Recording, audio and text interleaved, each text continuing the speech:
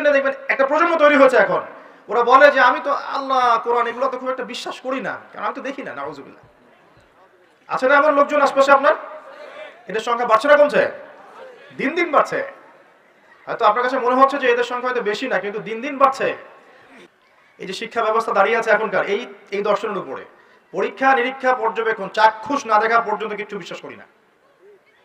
যদি বিশ্বাস করেন তখন আপনাকে বলবে ধর্মান্ধ ওই ব্যক্তি। কি বলবে? কথা বোঝেন না আমার? হ্যাঁ, ওদের ফিলোসফি অফ এডুকেশন, মানে আমরা বলি এটাকে এপিস্টিমোলজি, আমাদের ফিলোসফিতে বলতো এপিস্টিমোলজি, মানে জ্ঞান তত্ত্ব। এই শব্দের অর্থ হচ্ছে কি? জ্ঞান তত্ত্ব। ওদের জ্ঞান তত্ত্ব হচ্ছে যে যেটা ভিজুয়াল না, আমরা যা দেখি না, এবং যেটা স্পর্শ করা যায় না, ইন্দ্রিয় দিয়ে উপলব্ধি করা যায় না, মানে স্পর্শ করে বোঝা যায় না, গন্ধ নিয়ে বোঝা যায় না, তারপরে কঠিন তরল না বায়বীয় পরীক্ষা করা যায় না, পরীক্ষা নিরীক্ষা পর্যবেক্ষণের মাধ্যমে সিদ্ধান্তে আসা যায় না, এটাকে জ্ঞান বলে না ওদের মতে। যদি এটাকে এই সিঁড়িগুলো উত্তরানো যায় তখন সেটা জ্ঞান, ওদের দর্শন এটা। তাহলে এখন কবর আযাবটাকে আপনি কি করবেন? এখন কবর আযাব নাই, তাহলে এখন তো আপনাকে আল্লাহ পাকের কথায় বিশ্বাস করতে হচ্ছে না, গায়েবে বিশ্বাস করতে হচ্ছে। তাহলে এখন আপনি যখন গায়েবে বিশ্বাস করতে যাবেন, ওরাই আপনাকে তোকমা দিয়ে দিবে তো ধর্মান্ধ, এবং ওয়ার্ল্ড আপনাকে আক্রমণ করবে তখন। যেমন মুসলিমদেরকে এখন আক্রমণ করছে না এগুলো দিয়ে, এগুলো এমনি এমনি আসে নাই, এটা পরিকল্পিত। আপনার ভিত্তিটাকে নড়িয়ে দিবে। তাই তো আসলেই তো আল্লাহকে তো দেখি না, ফেরেশতা তো দেখি না, জিন জাতিকে তো দেখি নাই, আত্মা তো দেখি না, কবর আযাব তো দেখি না, কেন বিশ্বাস করবো তাহলে? এই জন্য দেখবেন একটা প্রজন্ম তৈরি হয়েছে এখন, ওরা বলে যে আমি তো আল্লাহ কোরআন এগুলো তো খুব একটা বিশ্বাস করি না, কারণ আমি তো দেখি না। নাউজুবিল্লাহ। আছে না এমন লোকজন আশপাশে আপনার? এদের সংখ্যা বাড়ছে না কমছে? দিন দিন বাড়ছে। হয়তো আপনার কাছে মনে হচ্ছে যে এদের সংখ্যা হয়তো বেশি না, কিন্তু দিন দিন বাড়ছে। একটা তথ্য দিয়ে যায় আপনাদেরকে এখানে, শোনেন। বিগত 100 বছরে, কত বছরে? বিগত 100 বছরে বিশ্বের 3টা দর্শন খুব চলেছে। কয়টা দর্শন? 3টা। একটা হচ্ছে এলিমিনেশন। ওরা বলে কি? এলিমিনেশন মানে কনসেপ্ট অফ গড, মানে আল্লাহর বিশ্বাসটাকে সরিয়ে দেয়া, এটাকে এলিমিনেট করা।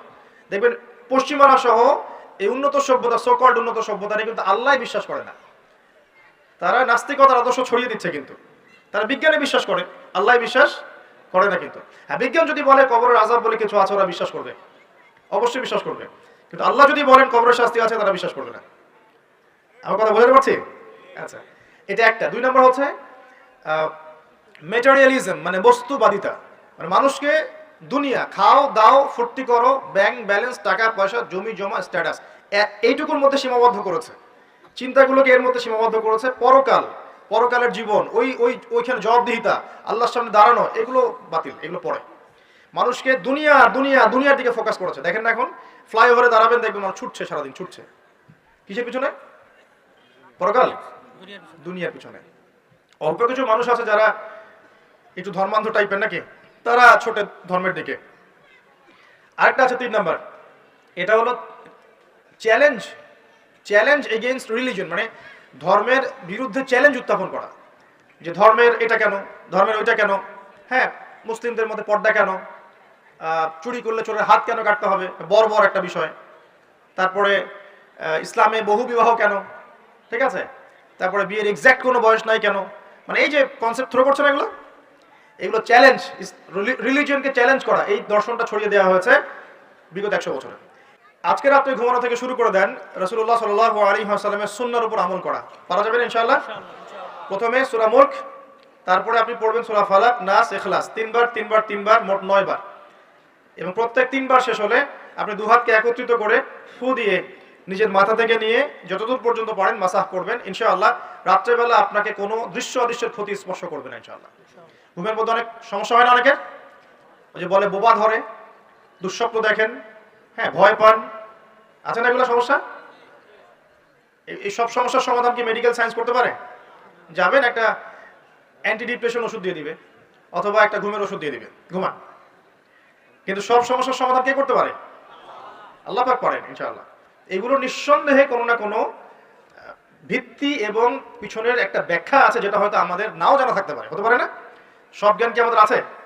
আচ্ছা, সব জ্ঞান যে আমাদের নাই, একটা এক্সাম্পল দিই, জাস্ট একটা এক্সাম্পল দিই। আমাদের শরীরে কি আত্মা আছে? আছে না নাই? আত্মাকে কি কেউ দেখেছে কিনা? এটাকে কেউ টাচ করেছে কিনা? তা আত্মা কঠিন তরল না বায়বীয় কোনো জ্ঞান কারো আছে কিনা? এখন একজন মানুষ মৃত, একজন মানুষ জীবিত, উভয়ের মাঝখানে পার্থক্যটাই তো হচ্ছে আত্মা। একজন মানুষ মৃত, তার মধ্যে আত্মাটা নাই, আর যে মানুষটা জীবিত তার মধ্যে কি আছে? রূহ বা আত্মা আছে। আল্লাহ পাক এই সম্পর্কে কি বলছেন? আল্লাহ বলছেন সূরা বনী ইসরাঈলে, ইয়াসআলুনাকা আনির রূহ, হে নবী তারা তোমাকে রূহ বা আত্মা সম্পর্কে জিজ্ঞেস করে। কুলির রূহু মিন আমরি রাব্বি, তুমি বলে দাও হে নবী রূহ হচ্ছে তোমার রবের একটা আদেশ মাত্র। কি একটা আদেশ? আদেশে এসেছে, আদেশে চলে যাবে। কোনো কারণ লাগে নাকি? আমরা কারণ ব্যাখ্যা করতে চাই, এটাকে বলে কার্যকারণ তত্ত্ব। প্রত্যেকটা কাজের পিছনে একটা কারণ ব্যাখ্যা করি। হ্যাঁ, এটা কেন হলো এই কারণে, এটা কেন হলো এই কারণে, এটাকে বলে কার্যকারণ তত্ত্ব। আল্লাহ পাকের হুকুমে মানুষ যে মারা যাচ্ছে এর পিছনে কোনো কারণ লাগে নাকি? এই যে একটা মানুষ হাঁটছে হাঁটছে ডেড, এখন আমরা বলে দিলাম হৃদযন্ত্রের ক্রিয়া বন্ধ হয়ে মারা গেছে, এই তো এই কথা তো। ক্রিয়াটা বন্ধ হলো কিভাবে? ভালোই তো ছিল, হঠাৎ করে কি হলো? কার হুকুমে হলো? এটা কোনো হুকুম তো নাই। এই কনসেপ্টটাই তো বিশ্বাস করছে না এখন। তো রূহ বলে কিছু একটা আছে না, এই রূহের কি ব্যাখ্যা আমি করতে পারবো? এই জ্ঞান কি আমার আছে? আল্লাহ বলছেন ওয়া মা উতীতু মিনাল ইলমি ইল্লা কলিলা, এই বিষয়ে তোমাদেরকে খুবই কম জ্ঞান দেওয়া হয়েছে, জ্ঞানই দেওয়া হয়নি এই বিষয়ে। জ্ঞান কে দেয়? আল্লাহ। নাকি সব জ্ঞান আমরা অ্যাচিভ করি? জ্ঞানতাত্ত্বিক দর্শন শোনেন, কিছু মানুষ বলেছে সুদীর্ঘকাল ধরে মানুষ বুদ্ধি থেকে জ্ঞান পায়। কি থেকে পায়? বুদ্ধি থেকে। আবার কিছু মানুষ বলেছে মানুষ অভিজ্ঞতা থেকে জ্ঞান পায়। কি থেকে? অভিজ্ঞতা। অভিজ্ঞতা হয়েছে জ্ঞান পেয়েছেন, আগে জানতেন না এখন জানছেন। এখানে বিষয়টা কি? এই চূড়ান্ত বক্তব্যটা কি? চূড়ান্ত বক্তব্য দিয়েছে ইসলাম। ইসলাম বলছে ওয়াকুলিল হাক্কু মির রাব্বিকুম, হক বা সত্য রবের পক্ষ থেকে আসে। সূরা বাকারায় আছে ওয়া আল্লামা আদামাল আসমাআ কুল্লাহা, আল্লাহ পাক আদম আলাইহিস সালামকে সমস্ত নাম শিক্ষা দিয়েছেন। সূরা আলাকায় আছে আল্লামাল ইনসান মা লাম ইয়ালাম, মানুষকে সেই জ্ঞান শিক্ষা দিয়েছেন যা মানুষ জানতো না। জ্ঞানকে শিক্ষা দিয়েছেন আল্লাহ।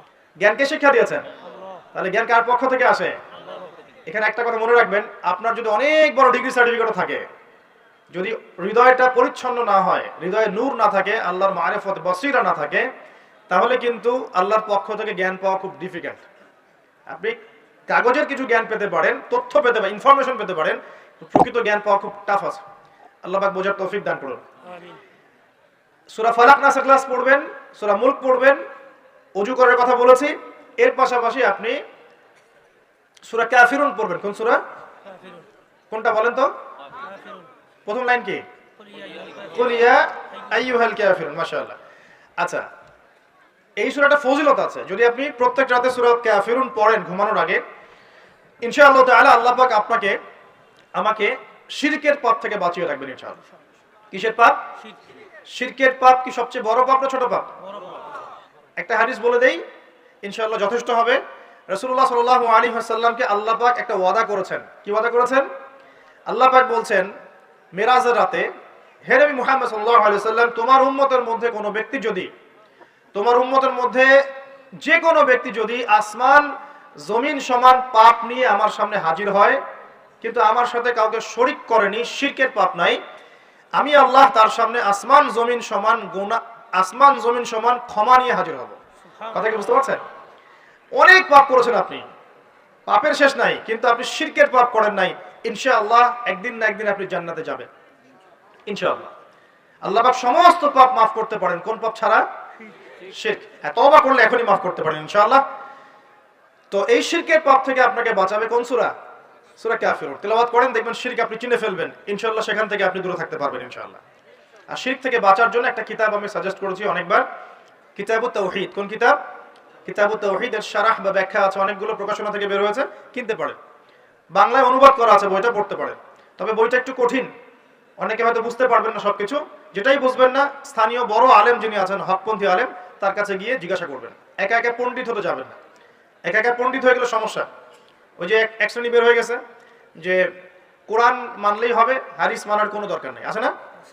হ্যাঁ, এই যে বেশি পণ্ডিত এখানে কোরআনের দলিলকে অগ্রাহ্য করলো। আল্লাহ যে বলছেন রাসূল যা দিয়েছেন নাও, তো রাসূলের দেওয়াগুলো পাবো কোথায়? রাসূল যা দিয়েছেন সেগুলো কি কোরআনে আছে নাকি? রাসূল যেগুলো দিয়েছেন ওগুলো কোথায় আছে? রাসূল যেগুলো থেকে নিষেধ করেছেন ওগুলো কোরআনে আছে নাকি? রাসূল যেগুলো নিষেধ করেছেন কোথায় আছে? তাহলে এই অংশটুকু বাদ দিয়ে কোরআন মানা যাবে নাকি? তার মানে হচ্ছে আমি কোরআনটাই তো মানলাম না, তাহলে আমি কোরআনটাই মানিনি আসলে। তো এই যে সমস্যা, নিজে বেশি পণ্ডিত হতে গেলে প্রবলেম আছে। ওলামায়ে কেরামের সাথে সম্পর্ক রাখতে হবে। আর কোন ওলামায়ে কেরামের সাথে সম্পর্ক রাখবেন? যাদের সকালের ফতোয়া দুপুরের একটা পিটানিতে রাত্রে চেঞ্জ হয়ে যায়। সকালে একটা ফতোয়া দিয়েছে, ওই ফতোয়া দেওয়ার কারণে দুপুরে একটা মাইর খাইছে, রাত্রেবেলা সেই ফতোয়া চেঞ্জ। হকপন্থী হয়ে গেল। এমন বহু আছে, মানে এমন কিছু মতাদর্শ নিয়ে চলে যেগুলো নিয়ে চললে জীবনে কোনো বাধা বিপত্তির অবকাশ নাই, সারা জীবন দাওয়াতি কাজ করেই যাবে, কেউ একটু শব্দও করবে না তার বিরুদ্ধে। রাসূলুল্লাহ সাল্লাল্লাহু আলাইহি ওয়াসাল্লামকে 23 বছরে এত মার খেতে হইলো কেন? তাহলে আমাকে একটা প্রশ্নের উত্তর দেন। লা ইলাহা ইল্লাল্লাহ এর দাওয়াত তো নবী সাল্লাল্লাহু আলাইহি ওয়াসাল্লামও দিয়েছেন, আর আমিও দিচ্ছি, আপনিও দিচ্ছেন। তো রাসূলুল্লাহ সাল্লাল্লাহু আলাইহি ওয়াসাল্লামের উপরে এত বাধা বিপত্তি নির্যাতন নিপীড়ন নেমে আসে, আর আপনার ঘরে এত এত এত অর্থ সম্পদ করে আসতেছে, ঘটনাটা কোথায়? তাহলে এই লা ইলাহা ইল্লাল্লাহ গুলোর মধ্যে নিশ্চয়ই পার্থক্য দেখা যাচ্ছে। কথা মানে বোঝেন না? যেই লা ইলাহা ইল্লাল্লাহ এর দাওয়াত দেওয়ার জন্য নবী সাল্লাল্লাহু আলাইহি ওয়াসাল্লামকে গালি খেতে হয়েছে 15টা। কয়টা বলেন? 15টা গালি খেতে হয়েছে। আর রাহিবুল মাকতুম বই পড়ে দেখেন, যেই লা ইলাহা ইল্লাল্লাহ এর দাওয়াত দেওয়ার কারণে রাসূলকে 16 বার হত্যা করার চেষ্টা করা হয়েছে। কতবার? পড়েন, সিরাতের বই পাবেন। মক্কা বিজয়ের সময় তাওয়াফ করার সময়ও তাকে হত্যার চেষ্টা করা হয়েছে। যেই লা ইলাহা ইল্লাল্লাহ দাওয়াত দেওয়ার জন্য নবী সাল্লাল্লাহু আলাইহি ওয়াসাল্লামের ঘাড়ে উটের নাড়ি ভুঁড়ি চাপিয়ে দেওয়া হয়েছে, দেশান্তরিত করা হয়েছে, তায়েফের মানুষ ইটপাটকেল নিক্ষেপ করেছে, রক্ত ঝরেছে। সেই একই লা ইলাহা ইল্লাল্লাহের দাওয়াত দেওয়ার পরে আমার ঘরে বিলিয়ন বিলিয়ন ডলার আসতেছে, সমস্যা কোথায়? তাহলে সমস্যা কোন জায়গায়? নিঃসন্দেহে উভয় লা ইলাহা ইল্লাল্লাহের মধ্যে পার্থক্য আছে। হ্যাঁ, আমি এমন লা ইলাহা ইল্লাল্লাহর দাওয়াত দিচ্ছি যে দাওয়াত দিলে কোনো সমস্যা নাই, আমি সব তরকারিতেই চলবো, পার পেয়ে যাবো ইনশাআল্লাহ। আর যদি হকপন্থী লা ইলাহা ইল্লাল্লাহর দাওয়াত দিতে যান তাহলে সমস্যা আছে। আল্লাহ রাব্বুল আলামিন আমাদেরকে সৎ কাজের আদেশের সাথে সাথে অসৎ কাজে নিষেধ করার তৌফিক দান করুন। আমিন। বিশ্বাস করেন নবী সাল্লাল্লাহু আলাইহি ওয়াসাল্লাম যদি সারা জীবন বলতেন সুবহানাল্লাহ পড়লে এত নেকি হয়, আলহামদুলিল্লাহ পড়লে এত নেকি হয়, আল্লাহু আকবার পড়লে এত নেকি হয়, কোনো সমস্যা হওয়ার কথা ছিল না। নবী সাল্লাল্লাহু আলাইহি ওয়াসাল্লামকে প্রস্তাব দেওয়া হচ্ছে, তুমি যে আল্লাহর ইবাদত করো সেই আল্লাহর ইবাদত আমরা করব, পাশাপাশি আমরা আমাদের লাত উজ্জা মানাতেরও ইবাদত করব। হবে কি? নবী সাল্লাল্লাহু আলাইহি ওয়াসাল্লাম বলছেন, জি না, হবে না। কুলু লা ইলাহা ইল্লাল্লাহ তুফলিহুন। লা ইলাহা ইল্লাল্লাহ বলে সমস্ত বাতিল ইলাহকে অ্যাভয়েড করতে হবে, এলিমিনেট করতে হবে, তারপর হবে মুসলিম।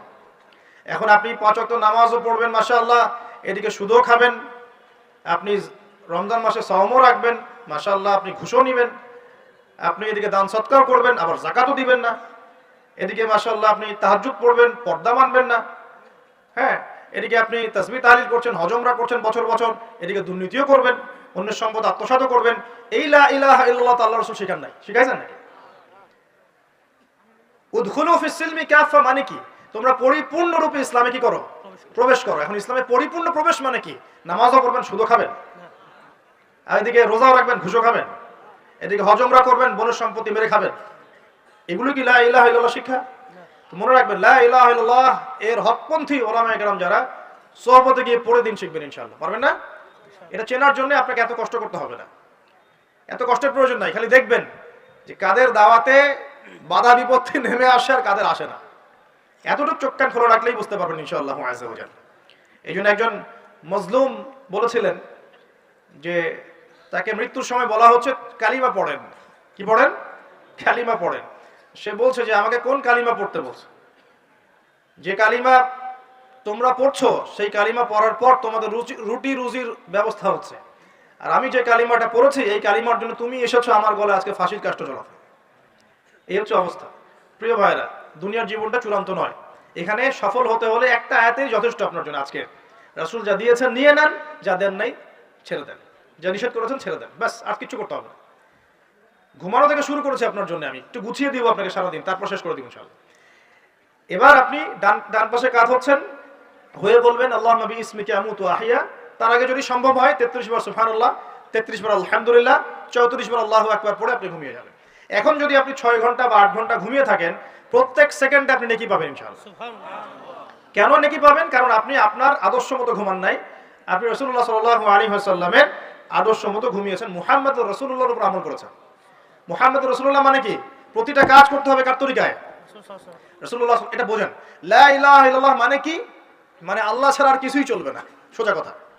আল্লাহ ছাড়া আর কিছুই কি চলবে? কিছু চলবে না। মুহাম্মদুর রাসূলুল্লাহ মানে হচ্ছে প্রতিটা কাজ করতে হবে কার পদ্ধতিতে? মুহাম্মদ সাল্লাল্লাহু আলাইহি ওয়াসাল্লামের তরিকা। ব্যাস, এই এতটুকু যথেষ্ট। এই কালিমা নিয়ে মৃত্যুবরণ করলে পরে ইনশাআল্লাহ একদিন না একদিন আপনি জান্নাতে যাবেন ইনশাআল্লাহ। যদিও আপনি চুরি করেন, যদি আপনার জিনা করেন, যদি আপনি মদ খান, ইনশাআল্লাহ আল্লাহ চাইলে সেই গুনাহ মাফ করে দিবেন।